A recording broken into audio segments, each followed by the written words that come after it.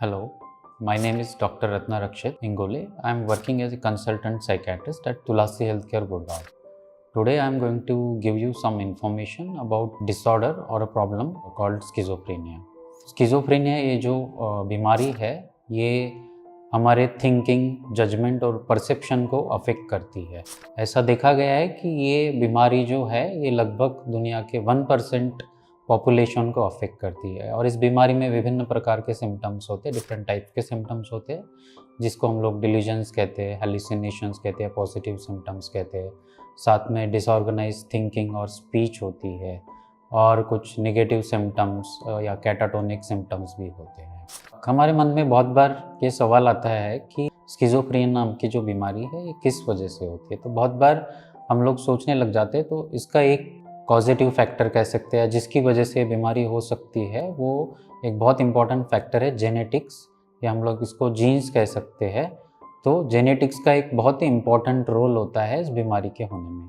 तो ये जो बीमारी है ये काफ़ी एक गंभीर बीमारी मानी जाती है। जहाँ तक इस बीमारी के बारे में ये कहा जाता है कि ये बीमारी काफ़ी हद तक आनुवंशिक है या हेरिडेटरी है, या इसमें जेनेटिक्स काफ़ी रोल प्ले करते हैं। लगभग ऐसे कहा जाता है कि 60 to 80% रोल होता है जेनेटिक्स का इस बीमारी का होने में। और ऐसा देखा गया कि जितना फैमिली में क्लोज रिलेटिव अगर है तो उतना ज़्यादा चांस होता है कि आने वाले जो जनरेशन है या उसको फैमिली में जो लोग हैं उनको स्किज़ोफ्रेनिया होने का चांस उतना ही बढ़ जाता है।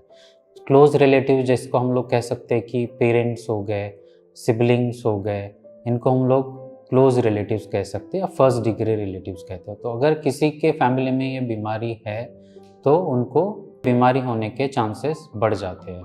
अगर किसी एक पेरेंट को ये बीमारी है तो रिस्क है, अगर 2 पेरेंट्स को है तो और भी ज़्यादा रिस्क है।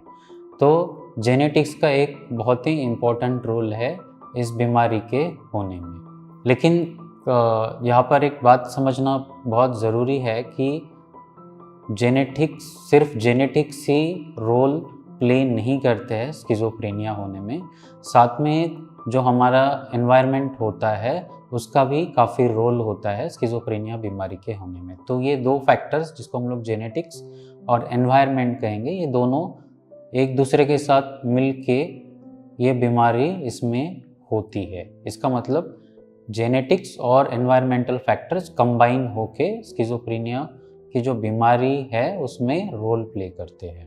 ये जो बीमारी है इसमें ये देखा गया है कि एक कोई पर्टिकुलर जीन्स जो है उसके बदले में ये देखा गया है कि ऐसे कंबाइंड जीन्स, या जिसको हम लोग कहते हैं कि पॉलीजीन्स, या जिसको हम लोग कहेंगे एक जीन के बजाय काफ़ी जीन्स मिल के ये बीमारी होने की संभावना बढ़ा देते हैं।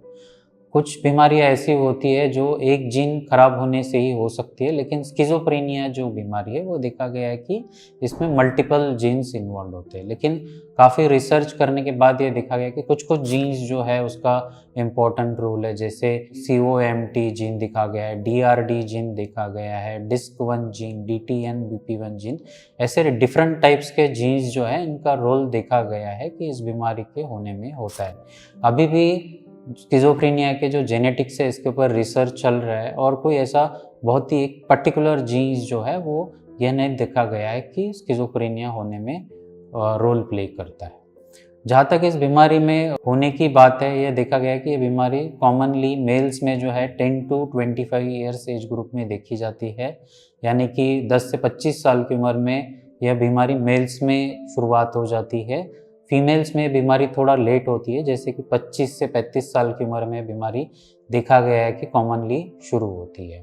तो यह बीमारी यूजुअली हम लोग देखते हैं कि 10 to 55 ईयर्स में ये बीमारी हो सकती है। 90% लोगों को ये बीमारी जो है 10 to 55 ईयर्स के एज ग्रुप में होती है। 10 साल के पहले या 55 साल के बाद यह बीमारी होने की संभावना थोड़ी कम होती है।